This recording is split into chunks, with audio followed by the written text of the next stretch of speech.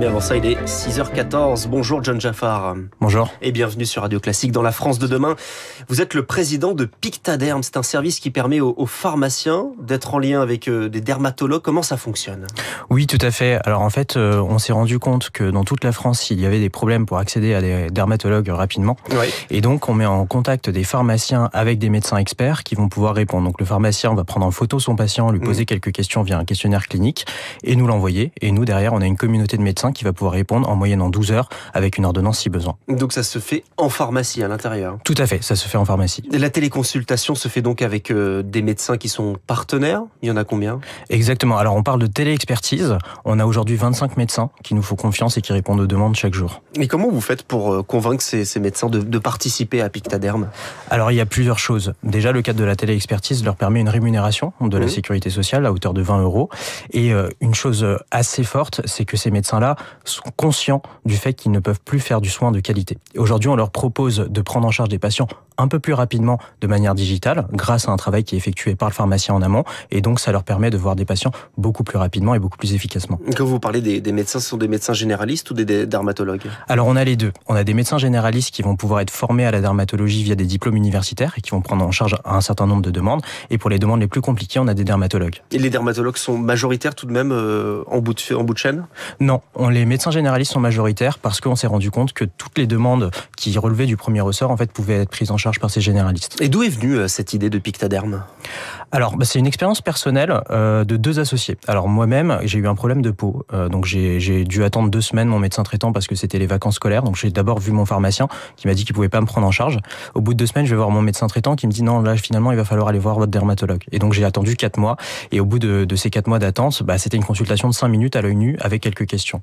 Donc je me suis dit qu'il y avait un problème. Et de l'autre côté, mon associé qui est médecin généraliste et formé à la dermatologie, lui il m'explique qu'en fait si votre médecin traitant ne le connaît pas, vous ne le voyez pas. Et il a 3 semaines d'attente sur Doctolib. Donc il y a un vrai problème d'adressage. Justement, vous travaillez avec un médecin généraliste, ils sont encore utiles. Les pharmaciens ne pourraient pas eux-mêmes s'occuper de ce type de problème ?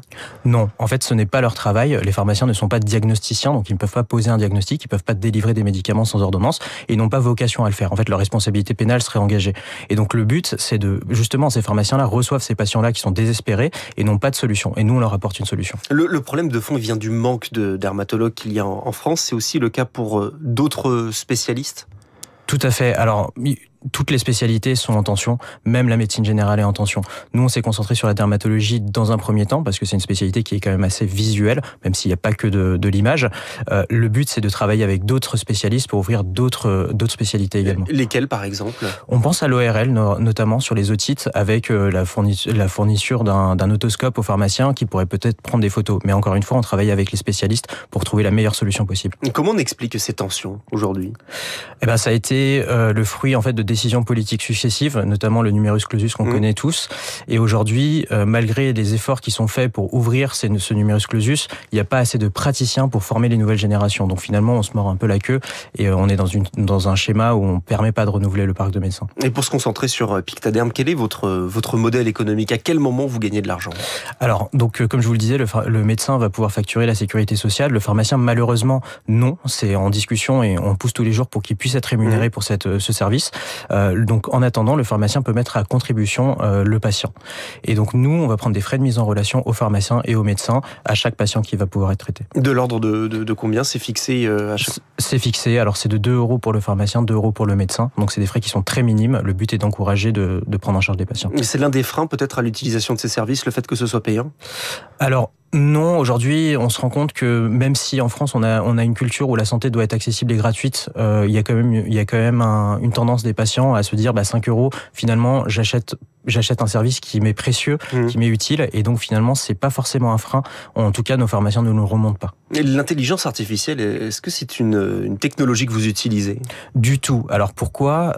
Aujourd'hui, l'intelligence artificielle en dermatologie n'est pas très efficace.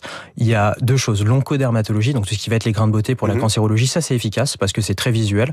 Par contre, le reste, nous on a un questionnaire clinique où le pharmacien va pouvoir répondre à certaines questions très spécifiques sur l'aspect de la lésion. Et aujourd'hui, l'intelligence artificielle ne permet pas de prendre en compte ces choses-là, c'est que visuel, et donc ça donne des résultats qui sont très souvent pas fiables. Si je vous comprends bien, l'humain est irremplaçable. L'humain aujourd'hui est irremplaçable et le sera toujours. On aura toujours besoin de cette appétence du médecin pour le soin. Il peut y avoir aussi du côté de certains patients une forme de scepticisme sur la protection des données, notamment des données médicales. Comment elles sont protégées ? Alors, on respecte toutes les normes qui sont inhérentes aux données de santé, notamment un hébergement sur un serveur hébergement de données de santé, etc.